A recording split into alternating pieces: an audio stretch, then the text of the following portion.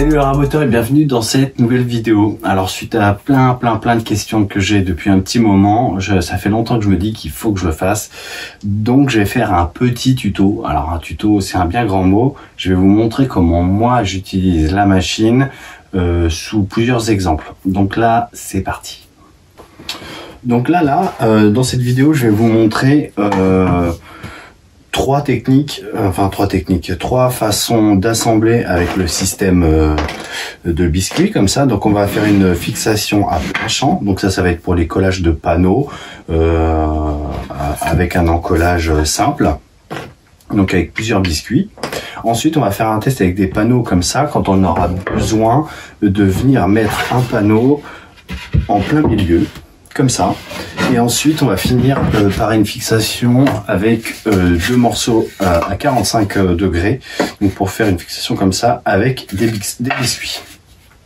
Donc ce qu'il faut savoir déjà au niveau de la lamelleuse, peu importe la lamelleuse, hein, j'ai envie de dire, peu importe le budget, peu importe la qualité, peu importe le prix de la machine, elles vont toutes fonctionner pareil, elles vont toutes avoir ce qu'on appelle une semelle. Une semelle, c'est ce qu'il y a en dessous. Donc il va falloir toujours déterminer la surface de référence. Donc ici, pour un collage à champ, alors bien sûr là c'est des morceaux bruts, mais en principe ils sont censés être rabotés et dégauchis pour avoir la même épaisseur. Donc on va utiliser cette surface de référence, donc la semelle, pour pouvoir venir y apposer les biscuits. Donc sur une lamelleuse, on va avoir cette petite épaisseur qui va être la surface, la hauteur minimale pour poser un biscuit. Soit l'épaisseur est suffisante de la section de bois et on va pouvoir directement percer sans utiliser cette surface de référence, donc ici la semelle. Si la section est trop importante et qu'on a besoin de centrer le biscuit, alors là on va devoir utiliser je sais même pas comment ça s'appelle, hein, ce petit guide là, cette butée on va dire. Donc là on va venir se mettre à 90 degrés, donc on est bien à 90 degrés par rapport à la lame, et on va venir monter cette surface de façon à caler. Donc moi sur le côté de ma lamelleuse j'ai un trait qui m'indique l'axe de ma défonceuse, de ma lamelleuse. Donc je vais venir me mettre à peu près à la moitié, je vais venir bloquer, et donc maintenant ma surface de référence, ça ne sera plus ma semelle, mais ça sera cette butée d'angle. Donc là ça va être simple, on va juste avoir besoin de venir en appui. Donc là on voit bien que la lamelle, la surface de référence ici ne touche plus, et on va venir faire l'empreinte du biscuit sur cette planche, et on va venir faire cette même empreinte sur la planche d'en face. Donc là ça va être simple, on va venir faire un marquage ici,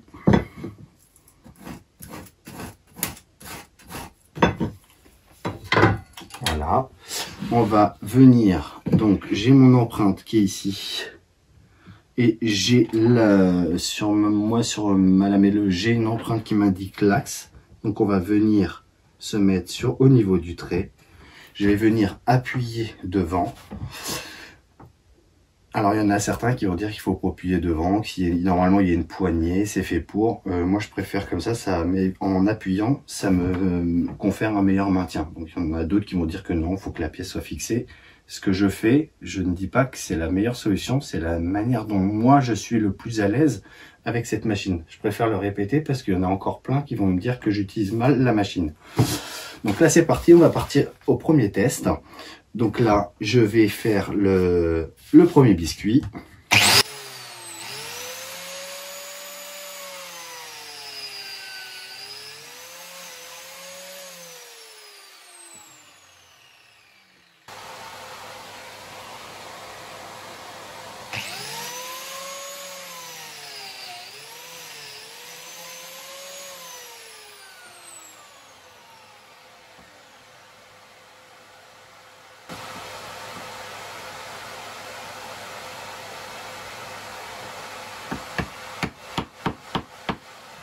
Là, cette technique là elle est assez simple. Bon alors il est vrillé le bois, donc j'ai un petit écart. Mais voilà, si on vient appuyer, on est bien affleurant. Il n'y a pas d'écart entre les planches. Donc ça, c'est la façon, j'ai envie de dire, si c'est des grosses sections, on va utiliser plutôt cette butée. Si c'est une planche assez fine, on va utiliser la semelle en guise de référence. Là où ça va devenir un peu plus technique et où il va falloir faire une gymnastique d'esprit, c'est là où on va déterminer quand on va venir en plein milieu d'un panneau ou un endroit bien déterminé. Donc moi, ce que je fais, je vais venir toujours marquer l'emplacement de ma planche. Attention, c'est comme ça que moi je fonctionne, je dis pas que c'est la meilleure solution. Ensuite, je vais marquer, donc là, je sais que ma planche, elle est ici, donc je vais faire tout de suite une croix pour déterminer où sera posée ma planche. Je vais faire une empreinte ici pour me dire ça, c'est le côté qui va venir sur le trait que je viens de faire. Et donc, il va falloir maintenant déterminer les emplacements de mes biscuits. Donc, ce qu'on va faire, on va utiliser, donc je vais remettre quand même la planche, je vais utiliser mes deux marquages, voilà, et je vais venir, on va dire que pour cette planche là, il nous faut 2 biscuits. Donc on va venir faire un premier marquage sur les 2 planches, et on va venir en faire un deuxième, comme ça. Donc j'ai mes 2 marquages.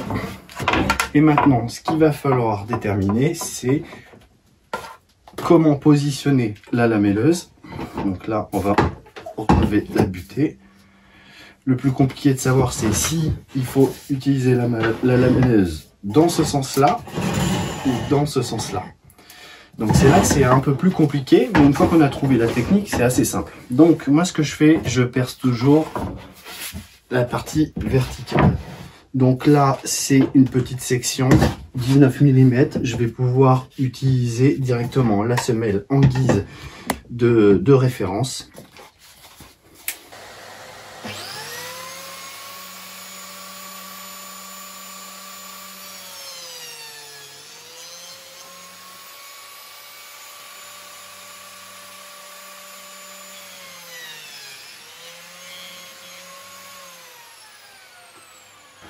Donc là, on voit que sur les planches un peu plus fines, les lamelles sont quasiment centrées. C'est pas centré à 100%, mais c'est quasiment centré.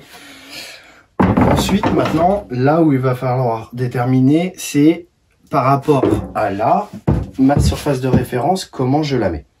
Donc, on est d'accord, on a percé. Donc, par rapport à la surface de référence, comme je disais, donc la surface de référence, elle est à l'opposé, donc par rapport à ce côté-là, elle n'est pas par rapport à mon marquage, mais elle est de l'autre côté, la surface de référence. D'accord?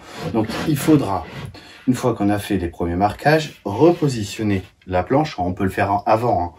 On va venir faire un deuxième trait derrière de façon à avoir le dessin de l'épaisseur de la planche sur la partie où on va devoir percer. On a dit que devant, là où on avait fait le marquage, c'est pas notre surface de référence. Notre surface de référence, c'est le deuxième trait. Donc là, on va venir poser notre surface de référence qu'on avait mis tout à l'heure ici, comme ça. On va la poser à l'opposé. Hop. Ensuite, on a les marquages par rapport à l'empreinte de la planche. Donc on va venir comme ça, en plein axe. Donc j'ai mon repère qui me permet de déterminer et on va venir plonger une fois puis une deuxième fois. Si vous ne vous sentez pas à l'aise de venir plonger comme ça en plein milieu de planche, rien ne vous empêche de prendre le bois, même celle que vous venez de percer. Vous allez venir poser la planche sur votre trait, venir la presser, plaquer la lamelleuse contre cette planche et descendre. Je fonctionne pas comme ça, mais il y a cette technique aussi qui fonctionne très bien. Donc on va venir plonger directement.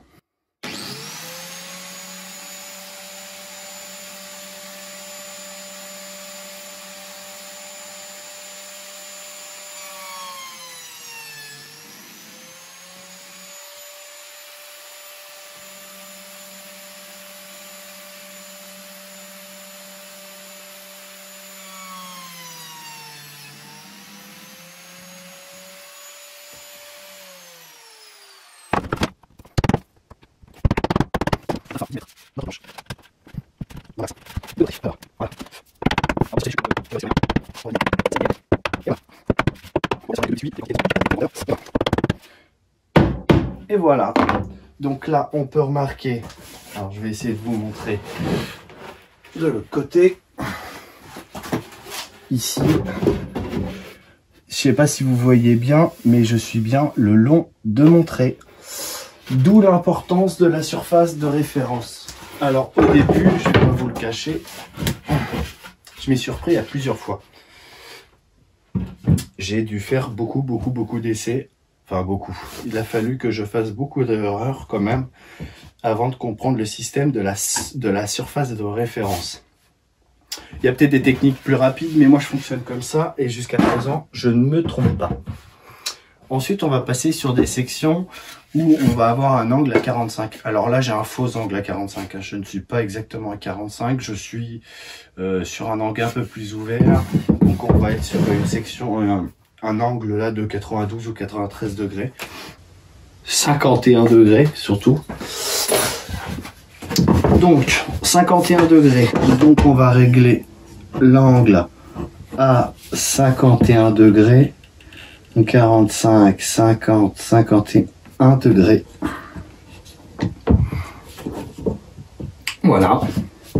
Et on va venir, donc pareil, on va déterminer les empreintes de la planche. Donc ici, on va en faire deux. Un biscuit ici et un biscuit là. Et on va venir tout simplement prendre l'angle et donc toujours utiliser le repère central par rapport à mon trait. On va venir bien appuyer et c'est parti.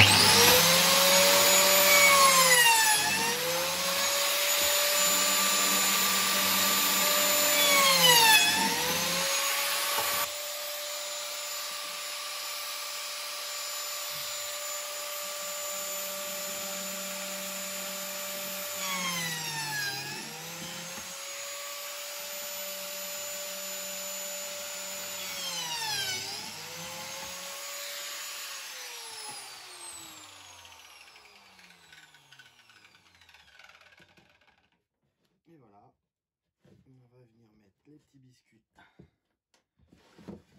comme ça et on va venir enfoncer. Alors j'ai pas fait ici.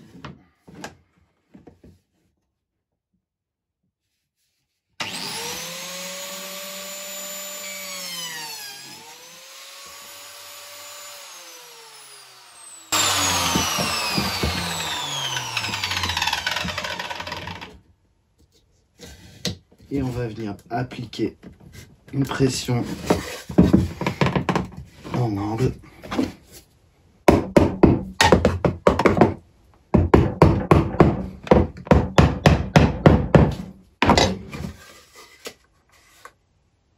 Et voilà. Donc on va avoir tout de suite les traits qui sont bien alignés. Bon bah là malheureusement je suis pas sur un angle à 45, donc forcément j'ai des jours qui se créent. En plus, donc voilà, si je serre vraiment, je vais avoir peu de jours ici et ici. Voilà, il faut juste bien serrer et mettre sous pression. En tout cas, vous avez compris le principe de l'angle. Donc voilà. Bon voilà, pour faire simple, à travers ces trois petits exemples, rien de bien concret, hein, c'est juste vous montrer l'utilisation de la lamelleuse de façon à bien comprendre le système de référence. Donc pour tout ce qui va être les angles et tout ce qui va être les planches pour faire de l'aboutage comme ça, enfin, pas de l'aboutage mais de coller de face à face, il n'y a rien de bien compliqué, il suffit juste de déterminer si on va vouloir mettre un ou plusieurs lamellos. Donc là, j'ai oublié de préciser par rapport à des grosses sections comme ça, si on a des sections encore plus épaisses et qu'on veut doubler les lamellos, donc mettre un au-dessus de l'autre, ben, il suffit de prendre une référence sur le dessus de cette planche, retourner donc, et faire donc bien sûr toutes les planches avec cette même référence, retourner toutes les planches et refaire cette même une autre référence avec l'autre côté de la planche pour avoir l'écart qui est ici pareil sur de l'autre côté de l'épaisseur. Alors ça c'est vraiment pour les sections qui sont bien plus épaisses. Pour des sections comme ça, je pense que un seul, donc là on va être sur des épaisseurs de 28. Je pense que un lamello bien centré est largement suffisant. Après voilà, pour des sections plus épaisses, ça va être un peu plus limite. Voilà. Donc ça, pour ce système, c'est assez simple. Là où par contre, on va avoir quand même, c'est comme ce que je disais tout à l'heure, une plus grosse gymnastique d'esprit, ça va être pour les pleins panneaux. On a vite fait de se tromper entre la surface de référence par rapport aux empreintes qu'on a fait, et on aura tendance à se décaler d'autant de l'épaisseur du bas de la semelle et de la lame. Donc je crois que j'ai 0,7 mm, donc c'est un coup à se décaler de 0,7, et ça peut, alors sur certains projets ça peut ne pas avoir de conséquences, mais moi quand je vais chez des gens pour faire des projets, si je me décale de 7 mm à chaque fois, je vais avoir des gros soucis par rapport au projet initial avec des cotes bien définies. Donc là, il faut faire bien attention. Alors, c'est pas un système que j'utilise, c'est pas le système que j'utiliserai le plus. Par contre, cette gymnastique d'esprit va être identique à la lamello, la ZP2. Donc c'est le même principe, c'est une lamelleuse, donc il va falloir avoir cette même gymnastique d'esprit de surface de référence. Voilà, donc j'ai beaucoup parlé, j'ai pas beaucoup montré, mais je pense que j'ai montré l'essentiel. Bon voilà, en tout cas j'espère que j'aurai répondu à un maximum de questions, même si je sais que j'oublie des choses. Si j'ai oublié des choses et si vous avez encore des questions, dites-le moi dans les commentaires, et je vous adapterai une réponse en fonction de vos questions.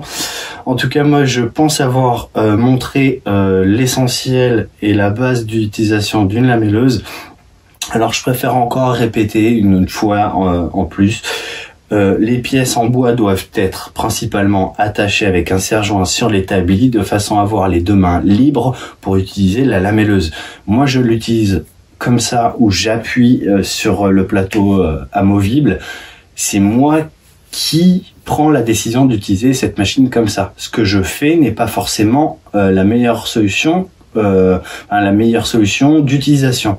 Voilà, il y a une poignée sur le dessus, c'est fait pour que les deux mains soient en dehors du chemin de la lame. Voilà, donc je préfère le répéter. Si vous voulez utiliser cette lamelleuse, une lamelleuse, peu importe la marque, protégez-vous les mains, ça va super vite. Une fois que ça accroche la lame, elle attend pas qu'on enlève les doigts, hein. Ça enlève tout de suite. Donc je préfère le répéter. Je l'utilise moi où je me sens le plus à l'aise, où j'ai l'habitude de l'utiliser.